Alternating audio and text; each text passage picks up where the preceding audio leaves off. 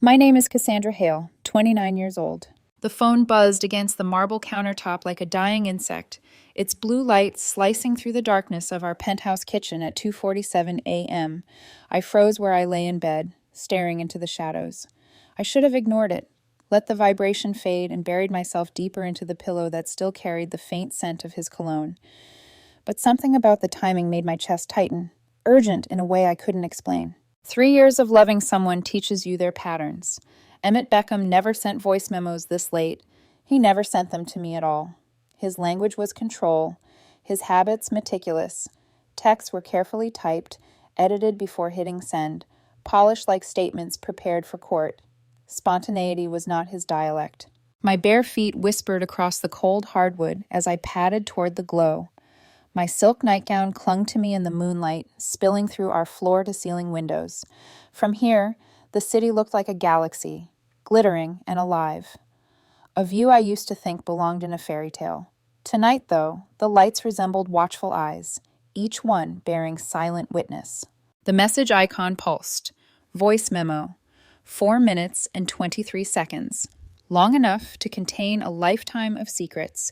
My finger hovered above the screen, trembling. Later, I would remember this as the final moment of my innocence. The last time I believed Emmett Beckham was exactly who he pretended to be. The man who knelt in the sand of a Santorini beach 6 months ago, tears streaming, promising to love and protect me forever. I pressed play. His voice filled the silence, low and intimate, the same tone that once made my heart race. But his words weren't meant for me. "Mom, it's working perfectly. She has no idea what's really happening." I froze, breath strangling in my throat. "The wedding's in 2 months. By then, everything will be transferred. The trust fund, the properties, all of it. She actually thinks I love her." The phone slipped from my numb fingers, clattering against marble. The sound was sharp, like breaking bones. His voice floated up from the floor, each word wrapping around me like poison gas. "You were right about playing the long game. 3 years of pretending to be the perfect boyfriend, and she's completely under my control. The best part? She's so grateful for my patience with her anxiety and depression. If she only knew I was the one causing it." My stomach lurched. His laughter followed, warm, rich, the sound I used to drown in, now hollow ice. The medication switch was genius. Swapping her antidepressants for placebos has made her so much more dependent. And the gaslighting techniques you taught me? Perfect. She questions her own memory every day now. Sometimes I move her keys or change her passwords, then act concerned when she panics. She actually apologized last week for being forgetful. A sob clawed up my throat. I bit my fist to keep it silent. Upstairs, I heard the faint shift of his body in bed, probably reaching toward my side in his sleep, maintaining the illusion even in unconsciousness. Emmett's voice carried on, steady and casual, like this was just another business report. "The inheritance from her grandmother is the real prize. 12 million plus the Connecticut estate. Once we're married, I'll have access to everything. Then we can stage the accident we discussed. Everyone already thinks she's unstable. I've made sure of that." The word accident hit me like a physical blow. I doubled over, forehead pressing into the cold marble. My body trembled, but something sharper cut through the terror. Clarity. "I have to admit there are moments I almost feel bad for her," he continued, voice dripping mock sympathy. "She's so trusting, so eager to please. But then I remember what we're working toward, and it gets easier. Besides, she served her purpose. The wedding will be beautiful. Her grandmother's money will pay for it, which feels poetic, don't you think?" The bile rose in my throat. Still, I forced myself upright, forced myself to keep listening.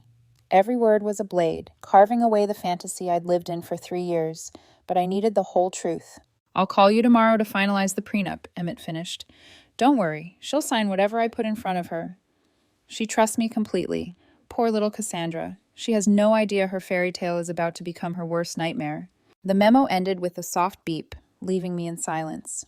He'd said my name like a punchline, as if I were nothing more than the setup to a joke he and his mother shared. I stayed on the floor for what felt like hours, my mind spinning through disbelief, devastation, and finally landing on something else, something more useful than grief. Rage. Pure crystalline rage. Emmett thought he'd found the perfect victim, a grieving granddaughter with more money than she knew what to do with. He studied me the way predators study prey, cataloging weaknesses, exploiting my loneliness, feeding off my desperate need for love. But he made one fatal mistake. He underestimated me. I rose, legs steady despite the storm in my chest. My reflection in the darkened window stared back. Same face, same nightgown. But the eyes were different. Older, harder, focused. The naive girl he thought he'd broken was gone. In her place stood someone he'd never met. I picked up the phone, fingers ice cold but sure, and forwarded the voice memo to 3 separate cloud accounts. Insurance. Then I set the device back down on the counter and turned toward the staircase. Upstairs, Emmett slept, his arms stretched across my empty side of the bed. I lingered in the doorway, watching the man who had whispered vows of forever while plotting my end.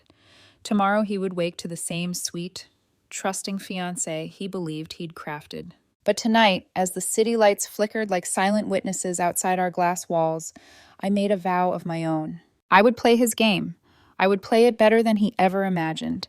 And when the time came, he would finally understand what it meant to underestimate Cassandra Hale. The morning sun slid through our bedroom windows, golden and soft, the kind of light directors use in romantic films. But to me, it felt harsh, exposing every crack in the lie I now lived inside. I lay perfectly still, eyes half closed, listening to the steady rhythm of Emmett's breathing beside me. His arm tightened around my waist with practiced tenderness. "Good morning, beautiful," he murmured, voice rough with sleep. That same voice that had whispered, "I love you," while plotting my death only hours earlier. I turned toward him slowly, shaping my lips into a sleepy smile. "Morning," I whispered, praying the tremor in my chest didn't carry into my voice. His dark hair was tousled, his green eyes soft with what anyone else might have mistaken for devotion. Even now, even knowing the truth, I could see why I had fallen for him. Devastatingly handsome, disarming in his calm, a mask crafted for seduction and control. "You okay?" he asked, studying me, the way a scientist studies a specimen under glass. His thumb traced my cheek, gentle, searching. "You seem off." I let my lashes flutter, as if embarrassed. "Just tired. I got up around 3 for water and couldn't fall back asleep." A flicker of satisfaction crossed his eyes. Subtle, but there. He liked hearing I was fragile. It proved his conditioning was working. "You've been restless a lot lately," he said in that careful, therapeutic tone he used when he wanted me to question myself. "Maybe we should talk to Dr. Reeves about adjusting your medication again." Dr. Reeves, the psychiatrist Emmett had recommended 2 years ago, insisting he come to every appointment for support. Now I saw it clearly. The doctor wasn't a support system. He was a co-conspirator. I forced myself closer, hiding my expression against Emmett's chest. "Maybe. You always know what's best for me." He kissed the top of my head. "I just want to take care of you. You know that, right? Everything I do is because I love you." The words, once a balm, now made my skin crawl, but I tilted my face upward, smiled with practiced adoration. "I don't know what I'd do without you." "You'll never have to find out," he replied solemnly. "Never, until he was ready to collect my inheritance, until he staged the accident." His phone buzzed on the nightstand. I felt his body tense slightly. "Probably work," he muttered, but the hesitation in his voice betrayed him. I lifted my head, giving him space to reach for the phone. His eyes skimmed the screen, jaw tightening almost imperceptibly, before he typed a quick reply and set it back down. "Everything okay?" I asked, injecting concern into my voice, tilting my head like a woman desperate for reassurance. "Yeah, just some issues with the Bryson account." Smooth, casual, but I'd never heard of any Bryson account. Another fiction. I touched his chest lightly, tracing idle circles with my fingertip. "You work so hard. I worry about you sometimes." He caught my hand, smiling faintly. "Don't worry about me, sweetheart. I can take care of myself. You just focus on getting better. On our wedding. 2 months from now, you'll be Mrs. Emmett Beckham." My heart clenched, but I forced my eyes to light up. "I can't wait," I said. And for once it was true, but not for the reason he thought. In the kitchen, I moved through the motions of breakfast. The smell of coffee filled the air, grounding me. But my mind was a storm of strategy. Every smile, every gesture now had to be an act. Emmett strolled in, looking impeccable in a charcoal suit, as if the early morning had already prepared him for another performance. "Smells amazing," he said, kissing my temple. I startled, realizing I had left the eggs burning. Quickly, I turned off the stove. "Oh no, I'm sorry, I was distracted." "Hey, it's okay," he said soothingly, wrapping his arms around me. "You've been scattered lately. Maybe you should take one of those pills Dr. Reeves prescribed." The fake pills. Lactose tablets disguised as salvation. "You're right," I said softly. "I'll take one after breakfast." "Good girl," he murmured, the condescension hidden in a tone I once found comforting. I tilted my head, gazing up at him with what I hoped looked like devotion. "What did I ever do to deserve you?" "You existed," he said smoothly, cupping my face. "You beautiful, trusting girl. You existed, and you chose me." Poetry, a confession disguised as romance. I smiled, kissed him softly, and tucked the words away as evidence. After he left for work, I sat at the kitchen table, staring at the skyline. The woman I'd been 24 hours ago, dreaming of flowers and vows, was gone. In her place stood someone more dangerous. I opened my laptop, hands steady now, and typed Dr. Dawson Reeves psychiatric malpractice into the search bar. It didn't take long. A sanctioned history. Complaints of unethical prescriptions, conflicts of interest, questionable relationships with patients' families. And then one case 6 months ago. A woman manipulated with fake medication during her divorce, nearly institutionalized until she discovered the truth. My pulse thundered in my ears. Her story was my story. I screenshotted every document, uploaded to encrypted folders, cleared my browsing history. Emmett checked everything. The shower upstairs had taught me something. Time was my most precious weapon. 20 minutes to move, 20 minutes to lay groundwork. Every secret act had to be rehearsed like choreography. At noon, Emmett called. "Hi, sweetheart. How's my girl feeling today?" His voice was warm, rehearsed. "I'm okay," I said, letting just enough hesitation tremble through. "Still a little tired." "You should rest. I'll handle dinner tonight." He was so careful, always inserting himself as caretaker, rescuer. But now I could hear the calculation beneath it. "I love you," I whispered. "I love you more," he said. "Always." I hung up and stared at the phone. Then I opened a new note on my laptop and titled it Wedding Plans. But the first bullet I typed wasn't flowers, or music, or vows. It was freeze accounts. That afternoon, I dialed my banker, Janet, while pacing the kitchen, my ear tuned to the hallway in case Emmett returned early. "Ms. Hale, lovely to hear from you," Janet said warmly. "How are the wedding preparations coming?" "Actually," I whispered, lowering my voice, "that's why I'm calling. I need to make urgent changes to my accounts. Security concerns." There was a pause. "That's a serious matter, Cassandra. Are you certain?" "I'm certain," I said firmly. My eyes flicked toward the apartment door, my heart pounding. "Has anyone else been inquiring about my accounts? Anyone claiming to represent me?" Janet hesitated. 3 months ago, a man called, claimed he was your financial advisor. He knew a disturbing amount about you, your grandmother's estate, even your social security number. We refused him access, of course." My knees buckled. "What was his name?" "He said his name was Emmett Beckham." My vision tunneled, but I forced my voice steady. "I want a complete freeze. No one touches anything without my physical presence and multiple IDs. Can you do that?" "Of course. Are you safe?" "For now," I whispered. "But document everything. If anything happens to me, you'll know why." When Emmett came home that evening, he kissed my cheek and asked about my day. I smiled, showed him a screen of wedding flowers, and listened while he talked about fictional clients. All the while, my mind raced ahead. He thought he was scripting my destruction. But I had just written in the opening line of his. By the next morning, my mask had settled into place. It was amazing how quickly the body learned to act, how instinct took over once survival became the only priority.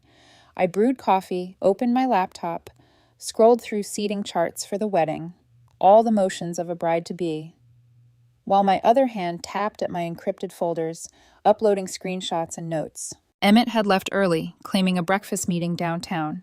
More likely he was meeting his mother. Victoria Beckham, the woman whose cold blue eyes had appraised me like a stock portfolio each time we'd met. I'd always told myself she was simply reserved, maybe a little snobbish. Now I understood. She'd been evaluating her mark. I checked the front door 3 times to be sure it was locked before making my call. "Janet, it's Cassandra again." "I've already implemented the freeze," Janet said briskly. "No one can access your accounts without you present." Thank you, I hesitated. Do you keep records of who's tried to contact you? Yes, everything is logged. Good. If anyone else calls claiming to represent me, Emmett, Beckham especially, you do not speak to them. Document it and call me immediately. Janet's voice softened. Cassandra, forgive me for saying this, but you sound frightened. I am, I said quietly, but I'm also done being naive. After hanging up, I opened another window on my laptop and typed in a name I hadn't said aloud in years. Stephanie Hendricks. My grandmother's attorney. The woman who had protected Eleanor Graham's empire like a fortress. She answered on the second ring. Ms. Hendricks. Stephanie, it's Cassandra Hale, Eleanor Graham's granddaughter. There was a pause, then a warm but cautious tone. Cassandra, it's been a while. How are the wedding plans coming? That's complicated, I said, lowering my voice. I can't talk long. Are you in your office? Yes. I need to see you, today if possible. Something in my voice must have carried because her tone shifted instantly from polite to professional. Come now, we'll clear the afternoon. The drive to her downtown office felt like moving through a dream. The city was bright, noisy, alive, but behind the windshield, everything looked like a set piece. I kept my sunglasses on, partly to hide my eyes, partly to conceal the small camera clipped inside my jacket. Every phone call, every meeting, every word had to be evidence now. Stephanie's office occupied the top floor of a stone building older than both of us. Dark wood, glass walls, heavy books lining shelves. It smelled like polish and power. She rose when I entered, silver hair catching the light. Cassandra, she said, taking my hands. You look, She stopped, reading my face. What's happened? I sat. I'm in danger. Then I told her everything. The voice memo at 2:47 a.m., the fake medication, the bank call, Dr. Reeves's history, Emmett's plans for an accident after our honeymoon. My words spilled out in a low, steady stream, each one another brick in the case I was building. Stephanie listened without interrupting, her fingers steepled. When I finished, she exhaled slowly. This is not just fraud, this is conspiracy and attempted murder. I know, I said, but I'm not ready to go to the police, not yet. Her eyes narrowed. Cassandra, I don't want him to just be arrested for planning something. He'll spin it, hire lawyers, claim I'm unstable. He's spent years setting up that narrative. I want him to pay for what he's already done. I want him to lose everything the way he planned for me to lose everything. Silence stretched between us. Then a small, fierce smile curved her lips. Your grandmother would be proud. She never went to war unprepared either.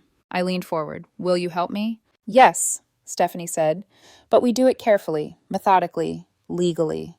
When we're finished, Emmett Beckham won't just be arrested, he'll be destroyed. We spent the next hour building the skeleton of a plan. Stephanie would quietly gather evidence, reaching out to investigators she trusted. I would continue playing the devoted, deteriorating fiancé, feeding Emmett exactly the performance he expected. He needs to incriminate himself in a way no lawyer can spin, Stephanie said. We want his confession, his signatures, his calls. We want him to believe he's already won. I nodded. I can do that? Her gaze softened a little. This is dangerous, Cassandra. If he suspects... He won't. My voice was steadier than I felt. His arrogance is his weakness. He thinks I'm weak. He thinks I'm broken. He has no idea who he's really dealing with. Stephanie leaned back, studying me. Very well. I'll start digging into Dr. Reeves immediately. If we can link him to other cases, it strengthens the case against all of them. I reached into my bag, sliding across the screenshots of Reeves's disciplinary actions. Start here. Her eyes scanned the pages. Good work. The praise landed strangely. For 3 years, I'd been shrinking under Emmett's manipulation, second-guessing my every move. Now, a simple good work felt like oxygen. By the time I left Stephanie's office, the sun was lowering over the skyline. Rush hour clogged the streets. My phone buzzed with a text from Emmett. Dinner at 7? Thinking salmon. Love you. I typed back, perfect. Love you too. Then I put the phone down and let out a shaky breath. It was working. He suspected nothing. Back at the penthouse, Emmett was at the stove when I walked in, sleeves rolled up, looking every bit the doting partner. I thought I'd cook tonight, he said, smiling. You've been so stressed. I set down my bag, forcing my smile to match his. You're sweet. Just taking care of my girl. He kissed my temple, then lowered his voice as if confiding a secret. I called Dr. Reeves today. He's worried about you. Thinks maybe we should look into a more intensive treatment plan. A residential facility, a place where I could be locked away, isolated, my credibility shredded. My pulse spiked, but I kept my tone soft. Maybe after the wedding, I murmured. Right now, I just want to be home with you. His smile returned. Of course, whatever makes you comfortable. I watched him plate the salmon, moving with easy confidence. He truly believed he held all the cards. After dinner, I retreated to the bedroom, claiming a headache. Behind the closed door, I opened my hidden notebook. Every entry another piece of the puzzle. Dates, times, things he'd moved, things he'd said, passwords he'd changed, pills he'd handed me. I added today's new data point, Dr. Reeves worrying about me, and circled it in red. From the kitchen came the faint sound of Emmett's voice, low, urgent, like the night of the voice memo. I crept to the door, cracked it slightly, and listened. She's fine, he was saying. No, she doesn't suspect a thing. We'll move up the date if we have to. The prenup will be signed. Just relax. Silence, then a softer tone. I know, Mom. Trust me. I closed the door quietly and pressed my back against it, heart pounding. Victoria Beckham was still pulling the strings. Emmett was just the front man. But they were both about to learn that I had strings of my own. In bed later, I curled against him, breathing in the scent of his cologne, the same scent that clung to my pillow when the voice memo arrived. I've been thinking, I said softly. Maybe we should move the wedding up. Why wait? He stiffened slightly, then relaxed. Really? I nodded, eyes wide with apparent devotion. I just want to be your wife. His smile was slow and full of triumph. I'll make some calls tomorrow. Perfect, I thought. Dig your grave faster. I closed my eyes, resting my head against his chest, and let my breathing slow into the rhythm of sleep. But my mind was awake, sharp as glass, replaying Stephanie's words. We do it carefully, methodically, legally. Emmett Beckham thought he was orchestrating my downfall. He had no idea he was already performing in mine. The following week, I booked an appointment with Dr. Dawson Reeves. I didn't tell Emmett until the night before, letting it slip as if I was nervous about my episodes. His reaction was a careful mask of concern, but I caught the flicker of satisfaction beneath. Another checkmark in his carefully cultivated story. Fragile fiancé, unstable bride-to-be. I think that's a good idea, Emmett said, smoothing a hand over my hair. Dr. Reeves always knows how to help you.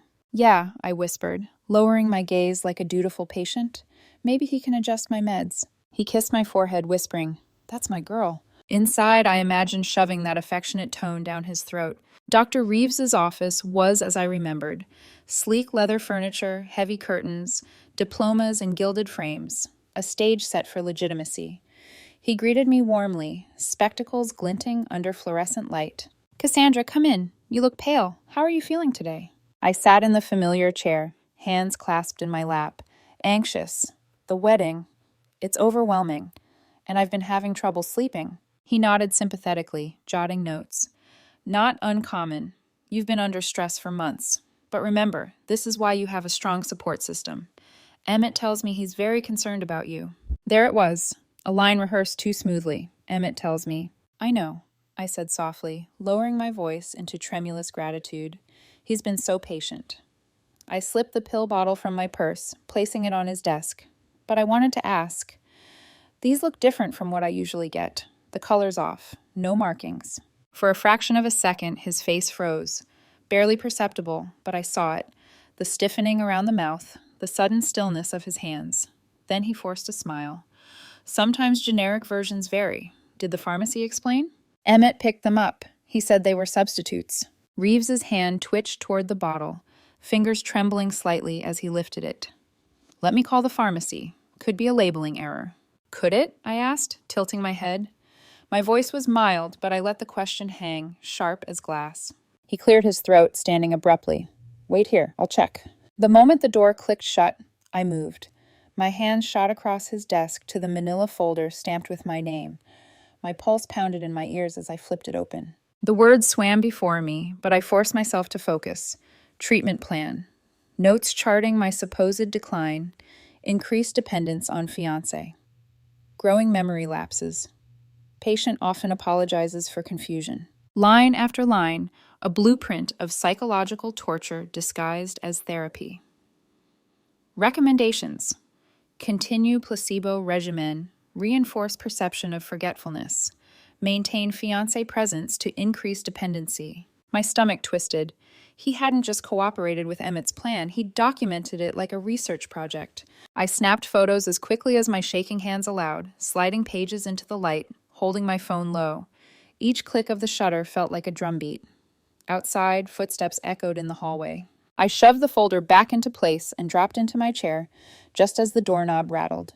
My phone slipped back into my purse, heart hammering. Reeves entered, his face pale, sweat sheening his forehead.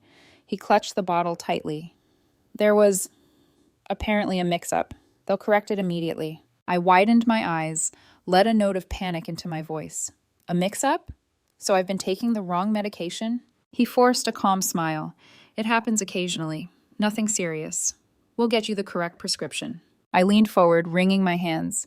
But Emmett, he's been so worried. This explains everything, doesn't it? Why I've been worse. Yes, Reeves said quickly. Too quickly.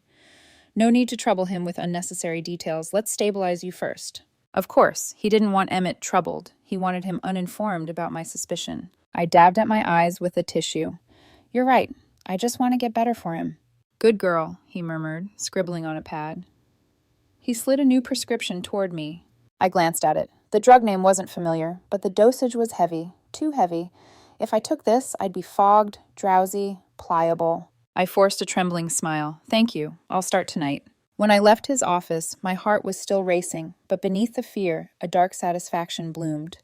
I had the photos. Proof of his complicity.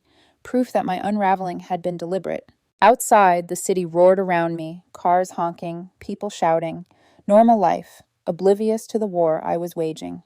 I ducked into a coffee shop, ordered nothing, and sat at a corner table with my laptop. Quickly, I uploaded the photos to 3 cloud drives, then emailed a copy to Stephanie with no subject line. Just a single sentence. He's in it up to his neck. Her reply arrived within minutes. Good. We'll use him. Keep playing. That evening, Emmett returned home with his usual flourish. Tie loosened, jacket draped over his shoulder, handsome and self-assured. He set his briefcase down, kissed me warmly, eyes scanning me like a lie detector. How was your appointment? I let my hands fidget with the hem of my sweater. Dr. Reeves thinks maybe I need stronger medication. His eyes sharpened with satisfaction. That makes sense. You've seemed fragile lately. He brushed a strand of hair from my face. Did you start them? Not yet. I thought maybe after dinner. His smile was gentle. That's fine. I'll remind you. I forced a laugh, light and shaky. What would I do without you? You'll never have to know, he said, kissing my forehead. Later, as he showered, I slipped into the kitchen. I pulled the prescription bottle Reeves had given me from my purse, turning it in my hands. The label glared up at me, clinical and sterile. I thought about taking one, just to maintain the illusion. But then I pictured myself stumbling, slurring, sliding into his arms while he whispered reassurance and plotted my death. No. I poured the pills into a tissue, tied it tight, and shoved it deep into the trash. Then I filled the bottle with vitamins from my cupboard, identical in size, harmless. If he ever checked, he'd see pills were missing. He'd believe I was swallowing poison willingly. When Emmett came downstairs later, towel slung over his shoulders, I was curled on the couch with a blanket. I looked up at him with what I hoped was drowsy gratitude. Took one of the new pills, I murmured. He smiled, pleased. Good girl. You'll feel better soon. Inside, my rage burned steady and cold. Soon, yes, but not for the reasons he thought. That night, while he slept beside me, I lay awake, staring at the ceiling. The events of the day looped through my mind. The file, the notes, Reeves's sweating hands. The trap was tightening. But Emmett wasn't my only predator. His mother loomed larger than ever, her invisible presence lacing every move. I thought of the way she had looked at me at dinners, eyes sharp, measuring, lips curving into polite smiles that never reached her gaze, the smirk of a woman who believed the game was already won. But Victoria Beckham had no idea what was coming. None of them did. The next morning, I sat in the penthouse kitchen, hands wrapped around a coffee mug gone cold.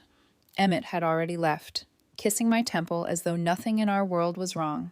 He had no idea I'd spent the night replaying his mother's voice in my head, the smug confidence of a woman certain she'd raised her son into the perfect predator. I couldn't face another hour alone in that apartment, so I grabbed my bag and headed downtown to Stephanie Hendrick's office. Her assistant ushered me in immediately, closing the heavy oak door behind me. Stephanie rose, sharp in a tailored navy suit, her silver hair coiled at the nape of her neck like steel wire. She gestured for me to sit. "You have something for me?" she asked without preamble. Wordlessly, I slid my phone across the desk.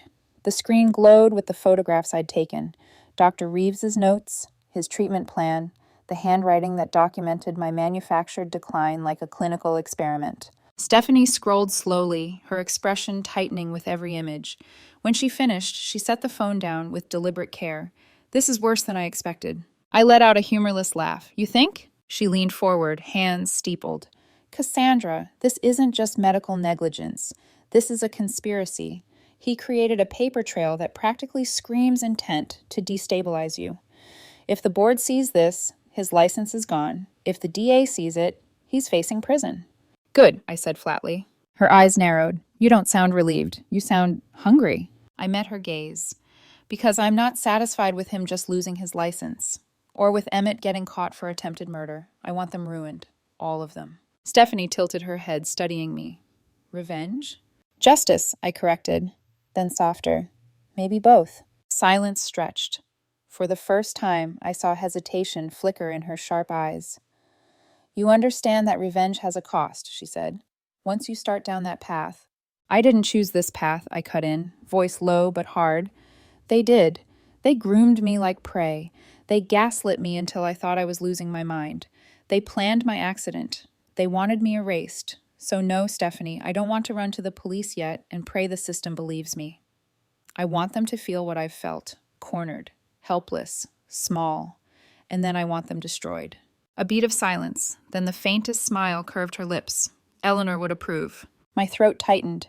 My grandmother had been ruthless in business, but never cruel without reason. She had built an empire from nothing and guarded it fiercely. I remembered her once saying, "A predator's bite only hurts until you show them your teeth." Stephanie's smile sharpened. "Very well. If destruction is what you want, then destruction is what we'll deliver. But we do it legally, methodically, and with precision. No sloppy mistakes." I nodded. "Where do we start?" She pulled a legal pad across the desk. "Step 1. Keep playing the role. If Emmett suspects you know, he'll accelerate his timeline. He needs to believe you're still docile." I thought of his gentle smile at breakfast, the way he had reminded me to take my fake pill. My lips curled. "Docile is easy. I've had 3 years of practice." "Good. Step 2. Evidence. The voice memo, the medical file photos, your testimony. We need more.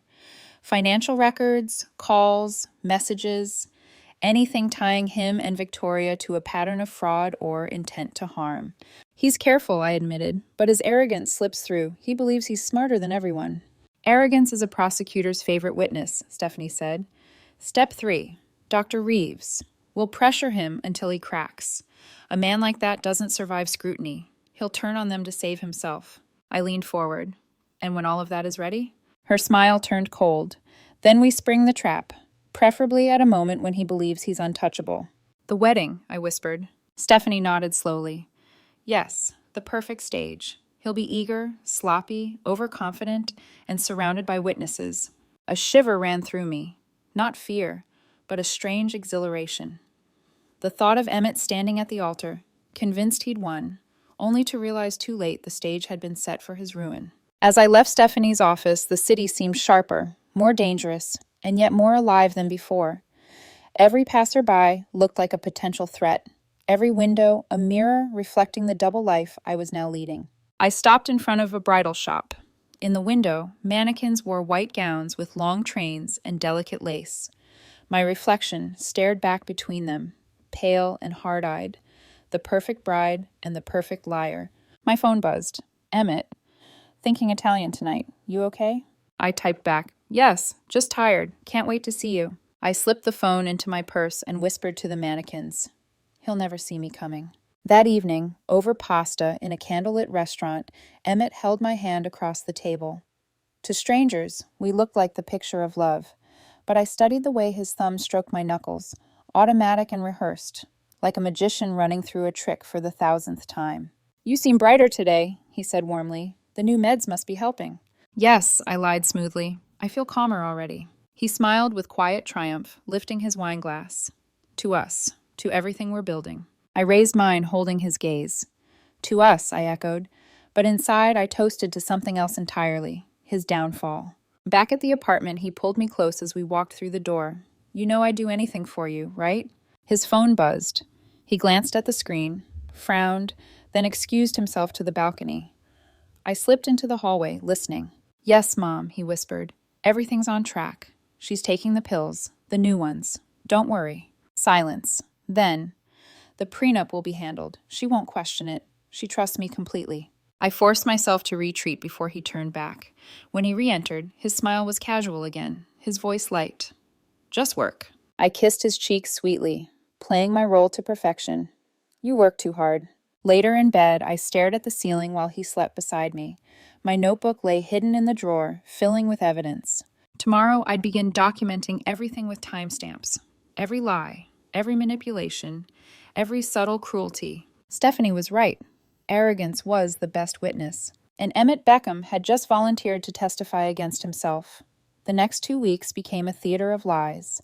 Every morning, I played the role of the fragile bride-to-be, fluttering through wedding magazines, letting my voice tremble when I forgot things he wanted me to forget, clinging to him like I couldn't breathe without his presence. Every night, when the lights dimmed and his breathing deepened, I scribbled notes in my hidden journal and uploaded recordings from the wire I'd started wearing beneath my blouses. Emmett believed the performance completely. You've been so scattered lately, he said one afternoon, sliding documents across the marble island. His tone was tender, concerned, and laced with calculation. Maybe this will help take some of the stress off you. I glanced down. Legal papers. Power of attorney. I don't understand, I whispered, eyes widening like a cornered child. It's just precaution, he soothed, brushing my hand with his thumb. Dr. Reeves thinks it's important. If you have another episode, I can manage things until you're better. Pay bills, handle accounts, protect you. I let my hand tremble as I reached for the pen. If you think it's best. His eyes gleamed. I do. You trust me, don't you? I swallowed, forced a shaky smile. With my life. He kissed my forehead as I signed. He didn't know Stephanie had already prepared fake versions of those documents, perfect decoys that gave him exactly nothing. Good girl, he murmured, collecting the papers, as though he'd just captured me completely. Inside, I was smiling too. He thought he'd won another piece of the puzzle. Instead, he'd just signed his own death warrant. At night, I lay in bed listening to him type on his phone, his messages quick and urgent. I pretended to stir, and he would smile softly, kiss my hair, then return to his secrets. One night, I cracked my eyes open just enough to glimpse his reflection in the mirror across the room. His face glowed in the light of the screen, sharp with greed, softened only when he typed, "Love you." I almost laughed. Love. His truest devotion was to money and control, not to me. Meanwhile, Stephanie was busy. She'd begun quiet conversations with federal investigators, men and women who'd seen conspiracies like this before. She called me daily, her voice steady, her words precise. We're building the case, Cassandra. Reeves has a pattern. Multiple women, same tactics, same outcomes. And Victoria's history is darker than even I imagined. Each revelation was another brick in the fortress we were constructing. But still, I had to play my role at home. One evening, Emmett poured me a glass of wine and leaned across the table. I've been thinking, maybe we should move the wedding up. Why wait until December? We could do it next month. I let my eyes widen, my hand fly to my throat. Next month? But the invitations... I'll handle everything, he said quickly. We can pay the rush fees. Money's no object when it comes to our happiness. My money, he meant. But what about the guests? I whispered. I've already spoken to most of them, he admitted with a triumphant smile. They'll rearrange their schedules. Everyone understands. When you're in love, you don't want to wait. I lowered my lashes, feigning a blush. You think of everything. Of course I do, he said, pressing my hand to his lips. You're all I think about. If only he knew what I was thinking about. How perfect this acceleration was for me. The sooner he rushed, the sloppier he became. I began planting subtle seeds in our conversations. Little nudges designed to feed his arrogance. What if something happens to me? I asked one night, curling against him on the couch. What if my condition gets worse? He stroked my hair. That won't happen. But even if it did, I'd take care of you. Promise, I whispered, letting my voice crack with fear. I promise, he said solemnly. I hid my smile against his chest. Every promise he made was another piece of evidence, another lie captured on tape. The pressure mounted as the wedding drew closer. He hovered constantly, insisting on being at every dress fitting, every cake tasting, every vendor meeting. To outsiders, he looked like a devoted fiancé. To me, he looked like a jailer making sure his prisoner never slipped her chains. But I let him hover. I leaned into his touch, whispered that I couldn't handle anything without him. I let him believe he was indispensable. The truth was, I had never been more focused, more clear. One night, after dinner, he pulled me into his lap. "You know what I'm most excited about?" he murmured. "What?" I asked, feigning breathless anticipation. "Our honeymoon, 2 weeks in Tuscany, just the two of us. No stress, no distractions. 2 weeks in a foreign country. No allies, no safety net. The perfect stage for an accident." I let tears pool in my eyes. "That sounds like a dream. What if I get sick again? What if something happens?" He tightened his arms around me, smiling tenderly. "That's why I'll be there, to protect you. Nothing will happen." I rested my head on his shoulder, hiding the icy smile spreading across my face. He thought Italy would be my tomb. Instead, it would be the final nail in his coffin. Stephanie and I met in secret in cafes and quiet corners. She laid out the strategy, her eyes glinting with sharp precision. "He'll expect control over the prenup. Let him push. Stall where you can, but don't resist too much. Arrogance will make him careless." "What about Reeves?" I asked. "We'll corner him. Men like him crack when faced with losing everything. If we play it right, he'll testify against Emmett and his mother to save himself." "And the wedding?" Stephanie leaned back, her voice cool. "The wedding is our stage. We'll have eyes and ears everywhere. When he thinks he's sealing your fate, he'll be sealing his own." A thrill ran through me. Not fear, but anticipation. For weeks I had lived inside his performance, a puppet dancing on strings he thought he controlled. Now the curtain was about to rise on mine. That night, back in the penthouse, Emmett brushed my hair while I sat at the vanity. To anyone else, it might have looked tender. To me, it was a predator stroking prey before the kill. "You're the most beautiful woman I've ever known," he whispered, his eyes catching mine in the mirror. I forced a shy smile. "You make me feel safe." "Good," he said softly, "because you'll never have to be without me." I swallowed down the bile and whispered, "I don't deserve you." "Yes, you do," he said firmly. "You deserve everything I give you." And in that moment, I almost pitied him. Almost. Because everything he gave me now, his words, his promises, his arrogance, was being cataloged, stored, and weaponized. He thought he was building a perfect trap. But really, he was walking into mine.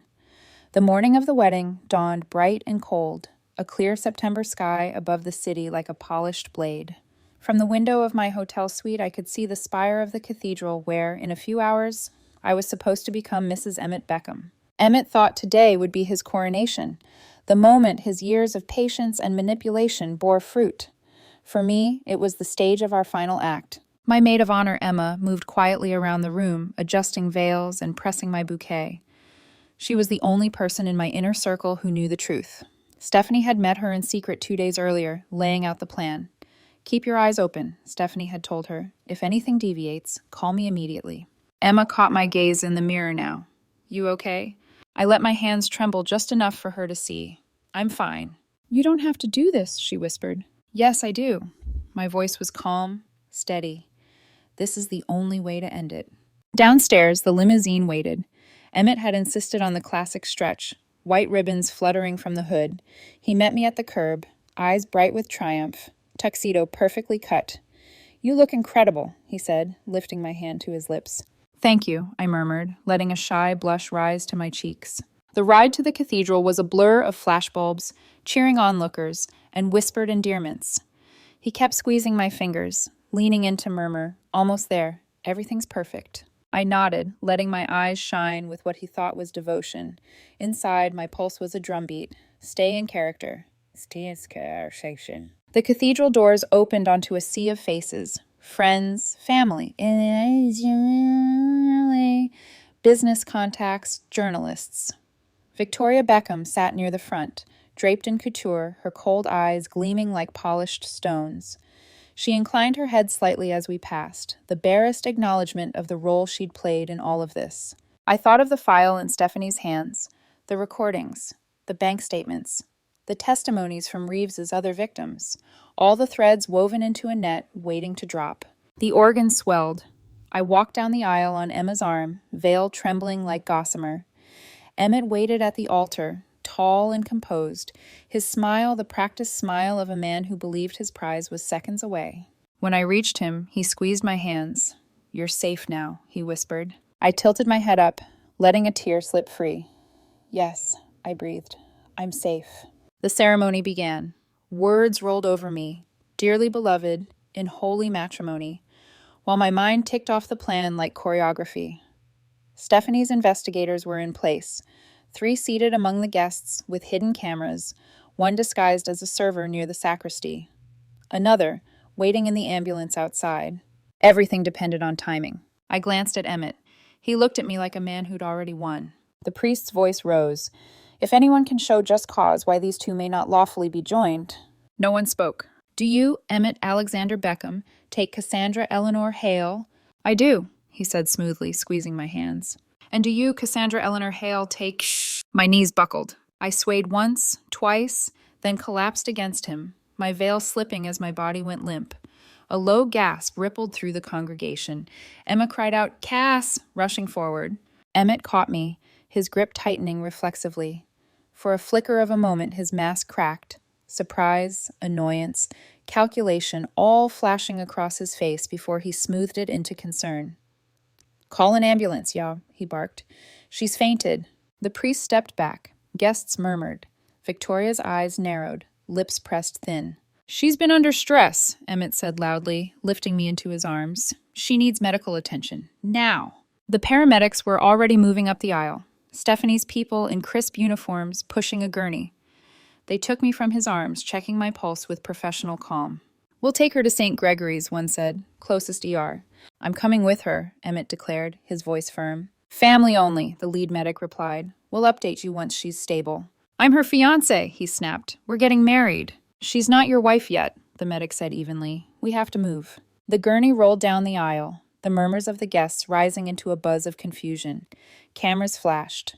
Emma clutched my bouquet like a lifeline, eyes darting to Stephanie, who sat calm and still in the back row, her expression unreadable. As the doors swung shut behind us, cutting off the cathedral's noise, the medic bent close to my ear.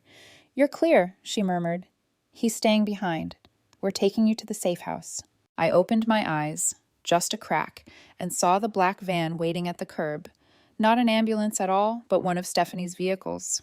We transferred smoothly, doors slamming shut. Inside, the medic pulled off her cap, revealing short brown hair and a clipped accent. "You did perfectly." My voice was a whisper. "Did he buy it?" Her smile was sharp. "Completely. He thinks you're en route to St. Gregory's." I lay back, heart hammering but steady. The hardest part was over. The trap was set. Back at the cathedral, Emmett was no doubt fielding frantic questions, smoothing ruffled feathers, spinning stories for guests and press. In his mind, he was still the hero, the devoted groom rushing after his sick bride. In reality, he was walking straight into a cage. The van turned a corner, speeding toward the safe house where Stephanie and the investigators waited. My veil lay crumpled in my lap, the lace torn and damp from fake tears. My hands trembled not from fear now, but from adrenaline. For 3 years, I had been his puppet. For 3 months, I had been his actress. Today, for the first time, I was myself. And Emmett Beckham had no idea what kind of show he was about to star in. The safe house looked nothing like a hospital, though the inside had been staged to perfection. White walls, sterile equipment, monitors that beeped with fabricated rhythms. Stephanie's team had transformed the space overnight.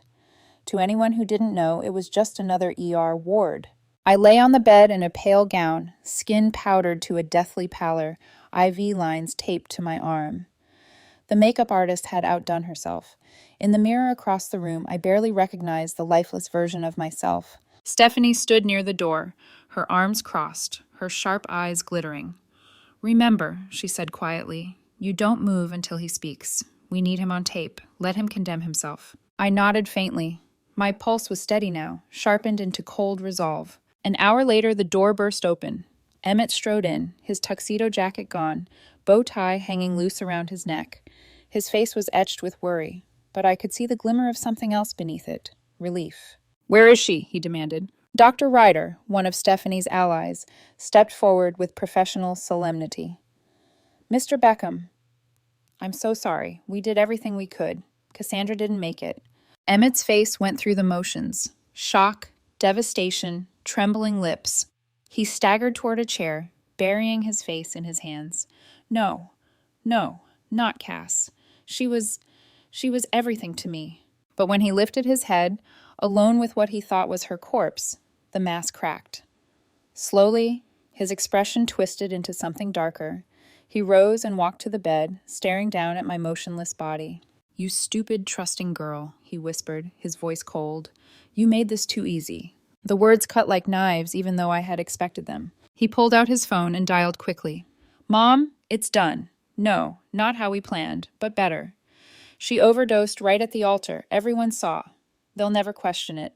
Yes, she's dead. I saw her myself.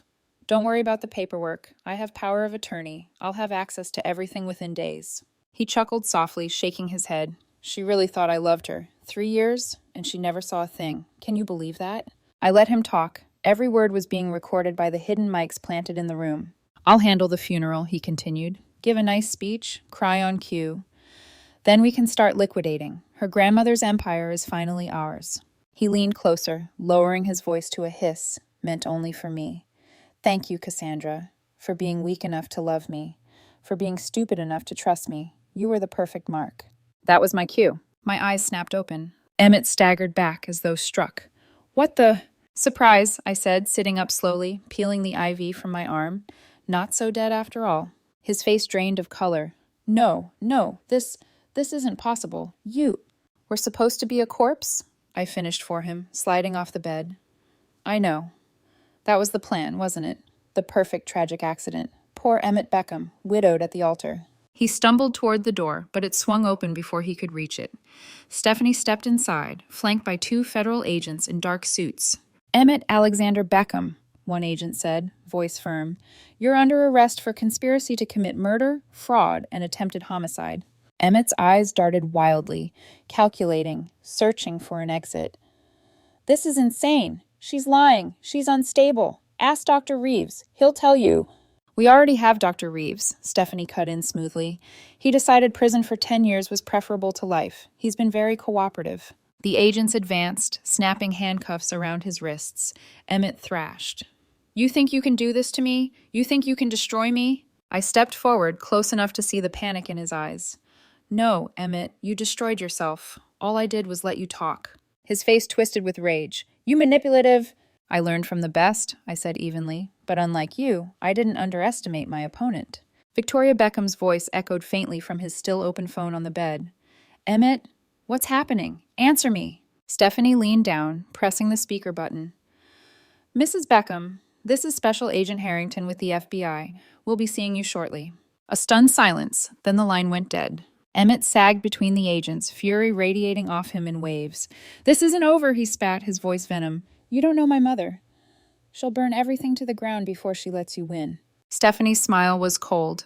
She won't have the chance. She's already in custody. For the first time, true fear flickered across Emmett's face. As they dragged him past me, his eyes locked on mine, desperate, enraged. You'll regret this, Cassandra. You'll regret. I leaned close, whispering just loud enough for him to hear. The only thing I regret is ever thinking you were worth loving. He flinched, as though the words cut deeper than the cuffs. Then he was gone, swallowed by the hall and the waiting agents. Silence settled over the room, broken only by the steady hum of the fake monitors. My knees weakened, and I sank onto the bed, suddenly aware of the adrenaline draining from my body. Stephanie placed a hand on my shoulder. It's over. I shook my head slowly. Not yet. Not until I see them sentenced. She studied me, then nodded. Then that's what we'll do. But for today you won. Won. The word echoed, strange and foreign, on my tongue. 3 years of gaslighting, manipulation, despair, turned to ash in a single moment of reversal. I closed my eyes and saw Emmett's face when I opened mine. That instant of pure shock, of realization that his prey had teeth. The hunter had become the hunted, and his story was finished. 6 months later, I stood in the gallery of a federal courthouse, the air heavy with the scent of old wood and ink. The rows behind me buzzed with reporters. their pens scratching furiously, their cameras flashing as if they could capture justice on film. At the front, Emmett Beckham sat at the defendant's table in a wrinkled suit. He looked smaller than I remembered, his once perfect hair thinning, his handsome face hollowed by months behind bars. He barely resembled the man who had charmed me, destroyed me, planned my death with surgical precision. When the judge read the sentence, life in prison without the possibility of parole, Emmett turned his head, scanning the gallery until his eyes locked on mine. For a long moment, we stared at each other, predator and prey.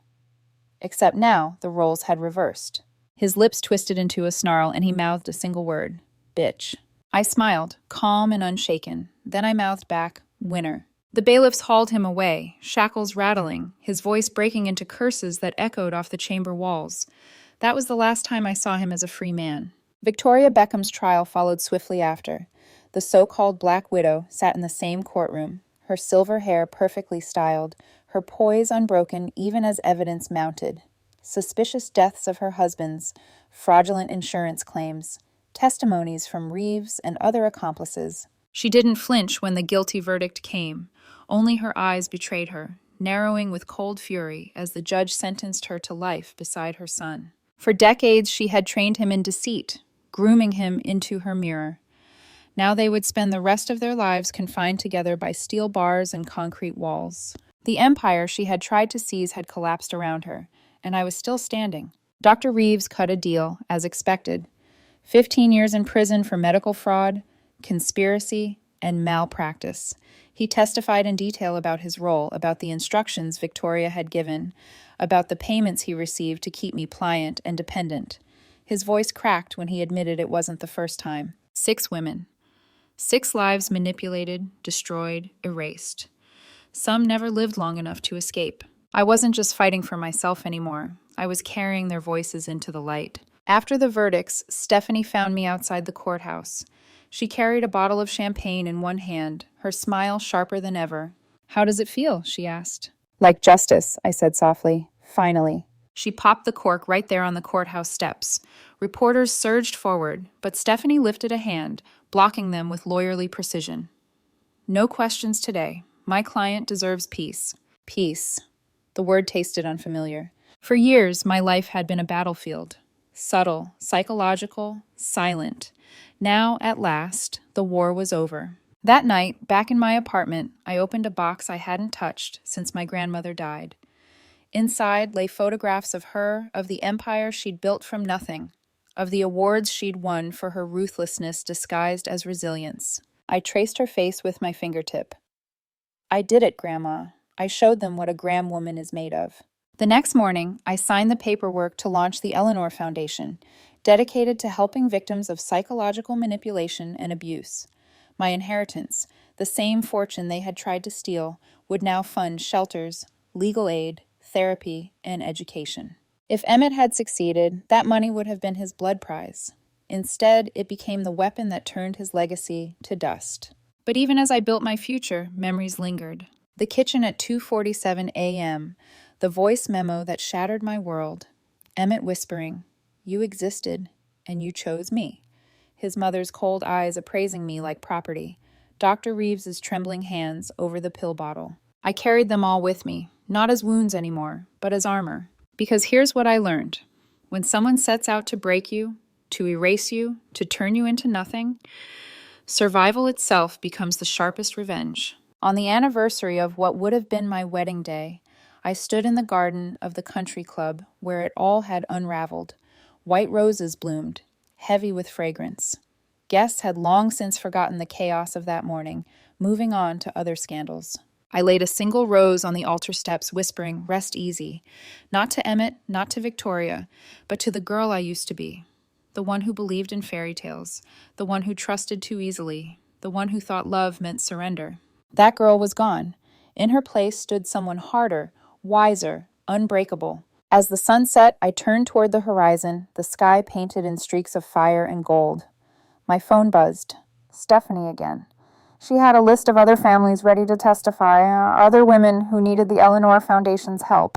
I smiled, answering with steady confidence. "Tell them I'll be there." Because that was the truest victory of all. Not just surviving, not just winning, but building something stronger out of the ashes. Emmett Beckham had wanted to teach me about control, about manipulation, about power. Lesson learned. The student had become the master, and the master was now exactly where he belonged, behind bars, forever.